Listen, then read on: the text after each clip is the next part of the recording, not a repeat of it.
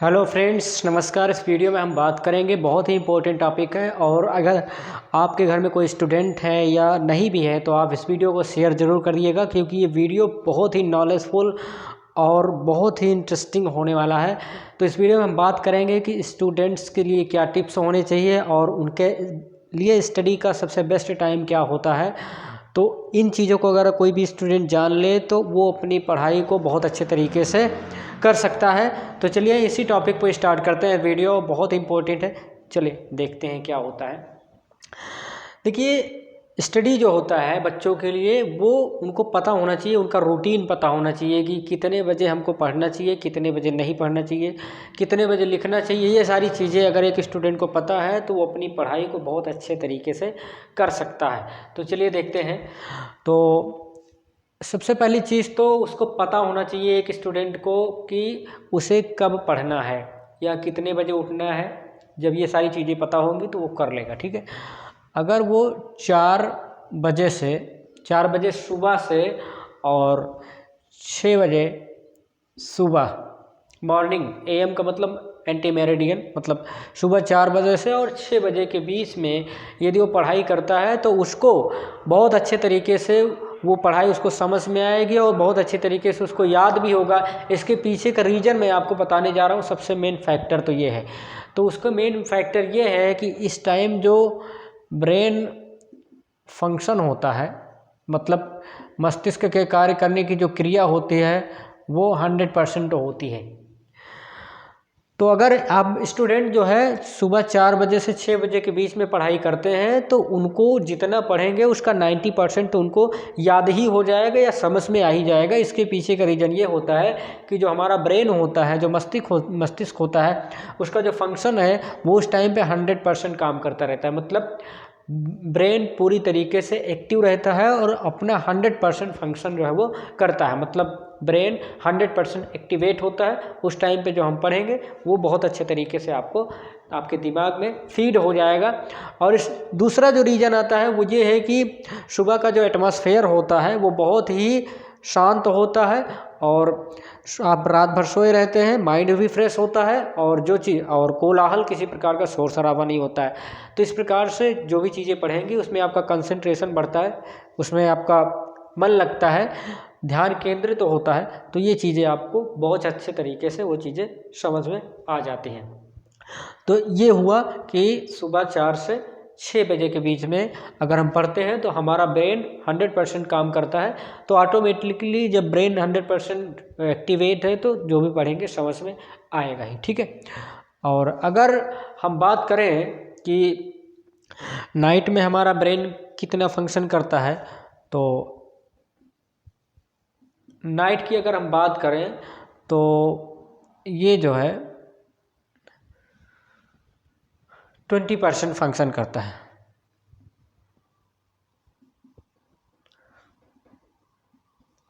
20%। तो देखिए, बिल्कुल ये पूरी तरीके से ये वीडियो साइंटिफिक है। मतलब ये जो चीज़ें मैं बता रहा हूँ पूरी तरीके से साइंटिफिक बेस पे बता रहा हूँ कि आपको समझ में आएंगी ही यदि आप इतने टाइम पर पढ़ेंगे तो। अब देखिए, नाइट में क्या होता है, ब्रेन फंक्शन हमारा 20%, मतलब हमारे जो ब्रेन होता है, जो उसकी क्रियाकलाप है, वो 20% ही वो काम कर पाता है। मतलब 20% ही वो अच्छे से फंक्शन करता है। और सुबह कितने परसेंट करता है? 100%। तो आप जब सुबह पढ़ते हैं तो वो ज़्यादा आपको समझ में आता है। और जब नाइट में पढ़ते हैं, बच्चे शाम को खूब पढ़ते हैं, कहते हैं 3 घंटे 5 घंटे, हम 10 बजे 11 बजे रात तक पढ़ते हैं, 12 बजे तक। तो 10-11 बजे रात तक पढ़ने से आपको कोई बहुत ज़्यादा बेनिफिट नहीं मिलेगा। यही अगर आप सुबह सुबह पढ़ लें तो ज़्यादा बेनिफिट मिल जाता है, क्योंकि रात में जो है ब्रेन हमारा 20% ही अच्छे से काम करता है। तो ये रहा कि कितने समय बच्चों को पढ़ना चाहिए, ठीक है। अब बात करते हैं कि अगला जो टॉपिक मतलब फैक्ट है वो ये है कि 6 बजे सुबह से 6 बजे सुबह से और 7 बजे शाम तक हमारा ब्रेन जो है वो कितने रेट से फंक्शन करता है। तो यहाँ पर जो ब्रेन फंक्शन आता है वो है 50%। सुबह 6 बजे से और शाम को 7 बजे तक। सुबह 6 बजे से शाम को 7 बजे तक जो हमारा ब्रेन फंक्शन है वो 50% रहता है। मतलब दिन की बात हो रही है, सुबह 6 से शाम 7 तक। तो यहाँ पर 50% काम कर रहा है, रात में 20% कर रहा है, और सुबह जो है 4 से 6 कितने परसेंट, 100% काम कर रहा है।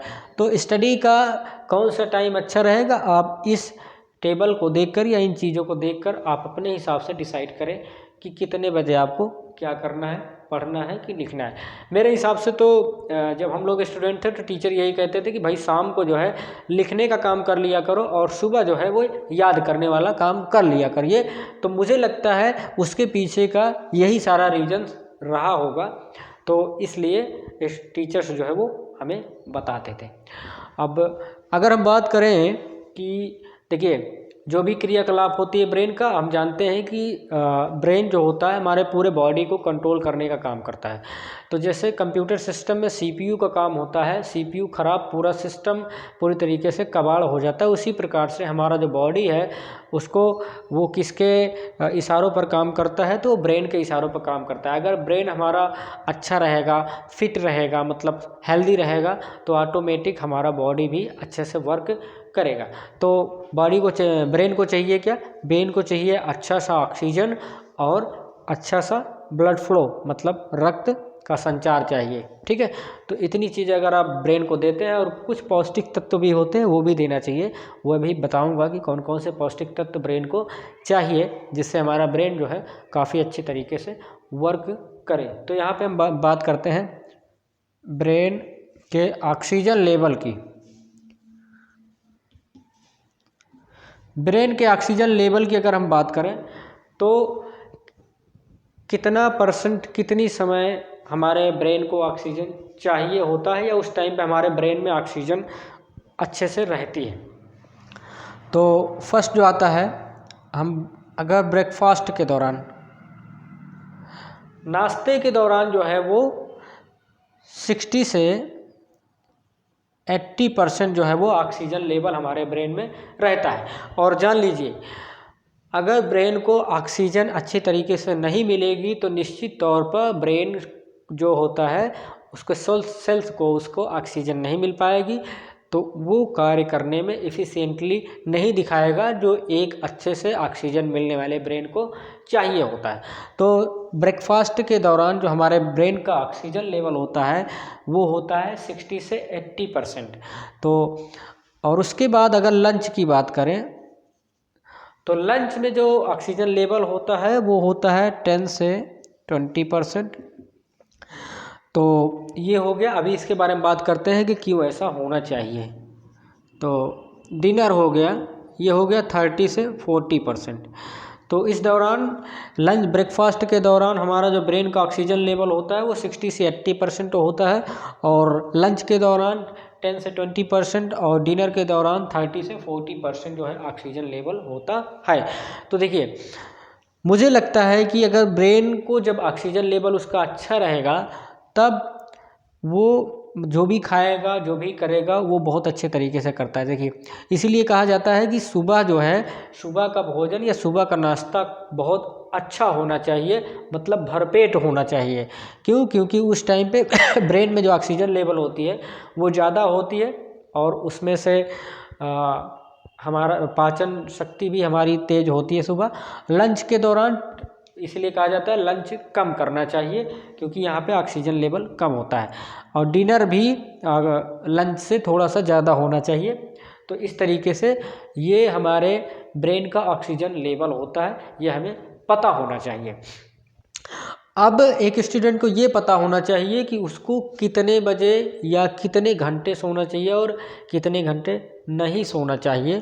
तो अगर हम नाइट स्लीप की बात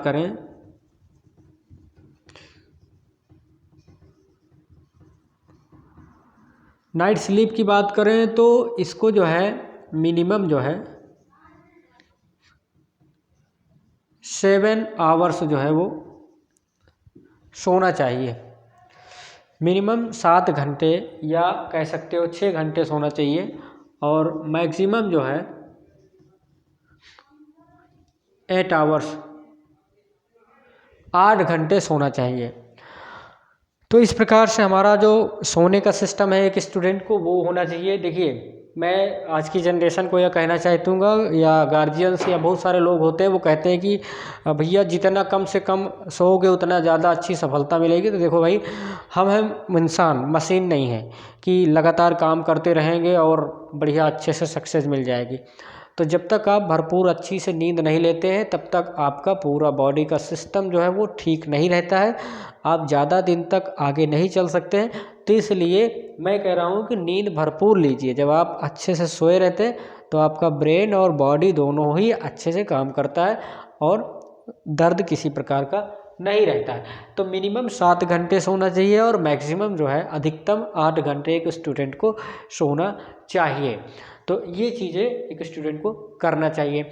अब अगर हम बात करें कि जो हमारा ऑक्सीजन होता है उसको किस प्रकार से हम अपने ब्रेन में ज़्यादा से ज़्यादा ऑक्सीजन पहुंचा सकते हैं, तो उसके लिए हमें कुछ काम करना होगा। और जितना ज़्यादा हमारे ब्रेन को ऑक्सीजन मिलती रहेगी उतनी अच्छे तरीके से वो काम करता रहता है। तो इसके लिए कुछ चीज़ें होती हैं जो हमें फॉलो करने होंगे, कुछ चीज़ें होती हैं जो करनी होंगे। तो इससे हमारा जो ऑक्सीजन लेवल है वो क्या होगा, वो अच्छे से बढ़ जाएगा। ठीक है, तो हमें जो है ऑक्सीजन लेवल अपना बढ़ाने के लिए, ऑक्सीजन लेवल बढ़ाने के लिए या ग्रो करने के लिए हमें करना क्या चाहिए। ठीक है, तो इसके लिए हमें ब्रीदिंग एक्सरसाइज करना चाहिए। ब्रीदिंग एक्सरसाइज तो आप लोग समझते ही होंगे। ब्रीदिंग एक्सरसाइज मतलब सांस लेने वाली जो एक्सरसाइज होती है, अनुलोम विलोम या तेज़ी से सांस लेना और छोड़ना, ये सारी चीज़ें 20 मिनट तक हमें करना चाहिए और मॉर्निंग में करना चाहिए और इवनिंग में भी करना चाहिए। तो मॉर्निंग और इवनिंग में अगर आप ब्रीदिंग एक्सरसाइज 20 मिनट्स करते हैं तो इससे आपके शरीर में और आपके ब्रेन में ऑक्सीजन लेवल बहुत अच्छी मात्रा में बना रहता है। ठीक है, नेक्स्ट आपको क्या करना है, 8 से 10 गिलास जो है वो वाटर पीना है। 8 से 10 गिलास पानी आपको पीना है। जब आपके शरीर, देखिए पानी में भी ऑक्सीजन रहता है। ठीक है, तो ये जो पानी होता है वो हमारे शरीर में नमी बनाए रखता है, बहुत सारे फायदे होते हैं। इसके फ़ायदे मैंने हमारा एक वीडियो उसमें देख सकते हैं। तो 8 से 10 गिलास जब आप पानी पीते हैं तो इससे भी आपका ऑक्सीजन लेवल जो है वो बहुत अच्छा बना रहता है। और आप अगर प्रेयर करते हैं, प्रेयर का मतलब प्रार्थना होता है एंड मेडिटेशन। प्रार्थना करते हैं मॉर्निंग में या इवनिंग में, और मेडिटेशन मतलब होता है ध्यान लगाते हैं। तो इससे भी आपके बॉडी में, आपके ब्रेन में ऑक्सीजन लेवल जो है वो बढ़ जाता है।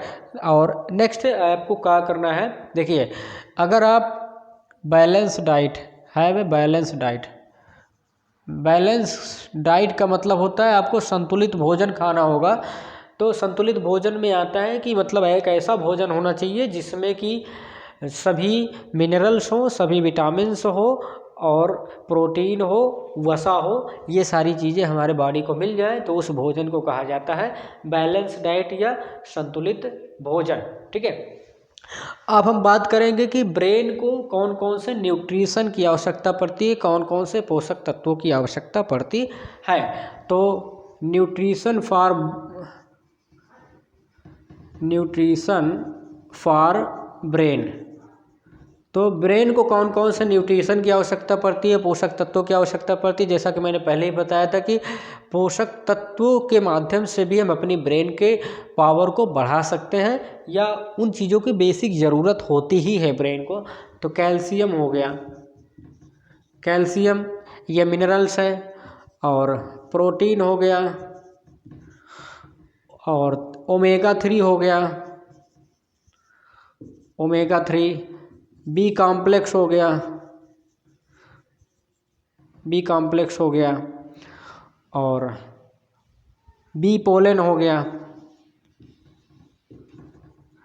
मधुमक्खी का परागण जो होता है ये बहुत महंगा मिलता है। शहद तो आपको सस्ता मिल जाएगा, लेकिन ये दिमाग बढ़ाने के लिए बड़े बड़े स्कूल्स में या कह सकते हैं जो बहुत अमीर लोग होते हैं वो अपने बच्चों को बी पोलन मतलब मधुमक्खी के जो पोलन्स होते हैं, परागकण होते हैं, उसको खाने के लिए यूज करते हैं। इससे दिमाग को बहुत ज़्यादा ताकत मिलती है। ठीक है, तो calcium, protein, omega 3, B complex और बी पोलेंस ये और हनी,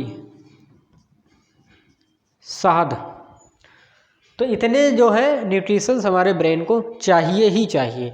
अगर इतना चीज़ हम अपने ब्रेन को दे रहे हैं तो निश्चित रूप से आपका ब्रेन बहुत अच्छे से फंक्शन करेगा और आप मतलब एक मजबूत दिमाग वाले रहेंगे। और जब मजबूत दिमाग रहेगा तो आप हर फील्ड में आगे रहेंगे, चाहे पढ़ाई हो, सक्सेस हो, हेल्थ हो, हर चीज़ में। तो ये सारी जानकारी मैंने आपको दिया। तो प्लीज़ अगर आपको लगता है कि मेरा ये प्रयास थोड़ा भी आपके लिए यूजफुल है तो वीडियो को लाइक ज़रूर कर दें, चैनल को सब्सक्राइब करें, वीडियो को ज़्यादा से ज़्यादा लोगों तक शेयर करें ताकि वो भी इसका फ़ायदा उठा सकें। मिलेंगे अगले वीडियो में, तब तक के लिए जय हिंद।